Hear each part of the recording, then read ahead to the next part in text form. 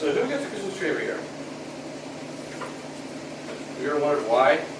Just because your parents got one, your grandparents got one, and everything else?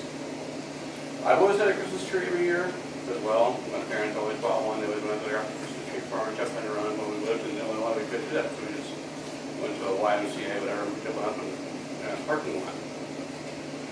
But my wife and I were discussing the whether or not we're going to get a Christmas tree this year, and then we're going to decorate it. And all of a sudden we got into the conversation about decorations and why we decorate a certain way, and sort of traditions that we had growing up with Christmas trees and decorating them. We think, where did the whole thing come from?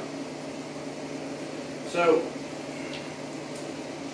and because Christmas trees are also a big part of the holiday as well, when we're rolling into the holiday season, so it'll be one of those things you just keep thinking of every year.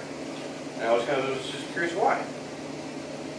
So I wanted to focus on 3 parts to it. 1 is where the whole thing came from, and 2 is the purpose behind it, and 3 is the different kinds you can get.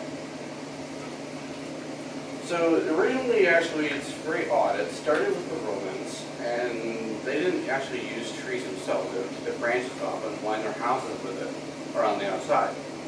Well, this one Roman emperor decided to come in power. He came in power, and he thought, no, this looks really tacky and hideous and ugly, so I got a better idea.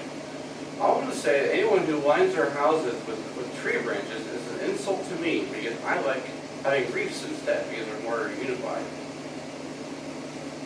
So they quit doing the branches as a concept, and it was picked up again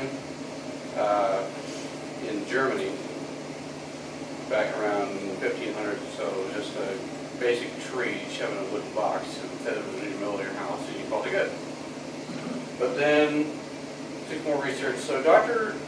Ken Till from Auburn University Department of Agriculture was studying Germans using the trees, and it was the same concept. They just kept on doing that all the time. And then it didn't really get really popular everywhere else in the world until Queen Victoria came into power, because she never had any kind of traditions like that in England. Well, she ended up marrying a German nobleman who she was named Albert, but she gave him the designation of being Prince Albert.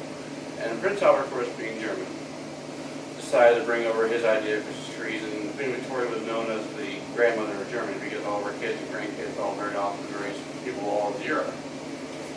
So she carried on her old tradition and spread it around. And next thing you know, France and England and Spain, everybody's using it in Norway and Sweden. Everybody's using Christmas trees all the way, because Queen Victoria pushed it. She really wanted everyone to use the tradition, and she liked it. And then German immigrants came over to America, and starting in 1851, it was the first Christmas tree was sold in New York City. And it was still the same concept, though. It was an undecorated tree sitting in your house. So the purpose of the tree, in a sense, is that evergreen trees are supposedly symbol life, rebirth, and stamina for the winter months.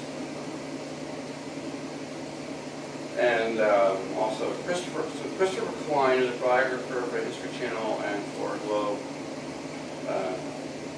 for the Boston Globe actually, which is a newspaper there in Boston.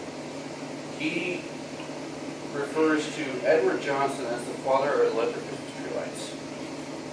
And he says this because Edward Johnson was a friend of Thomas Edison, and he wanted to try decorating the tree with actual lights to make it shine brighter. And you couldn't, but so he tried doing this, except he couldn't set this tree until Christmas Eve, because back then the wiring was so bad that if you put it under, you had the lights on the tree for any longer than that, your tree would catch fire, because the wiring is just so dated from the time. Well, President Grover Cleveland saw the tree that Edward Johnson had set up. He liked the idea. So he decorated his own tree with his own lights, and he did it red, white, and blue, as the first 3 colors ever used. And everyone in America decided, wait, the president did it, we should all do it too. So now everyone in the country started decorating the tree with actual lights, and then other companies took off with making actual lights for themselves and that sort of thing. But another concept to think about is the kind of trees you use. I always grew up with little firs, and I know people who use only Doug firs, and I know my dad used to use cedar sometimes, and people seem to use pine trees, and that's just because they just chose to use a tree. It didn't really matter what kind they're going to use. But there's actually a government department called the National Christmas Tree Association, and it lists off fir, pine, spruce, cypress, and cedar as all Christmas tree options.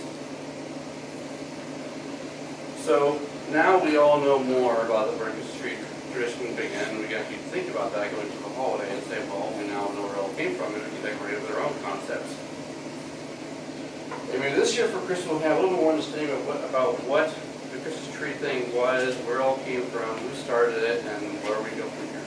So this, my little visual lady, I guess we can call it, is a picture of the Christmas tree set up in Pioneer Square here in Portland during Christmas time.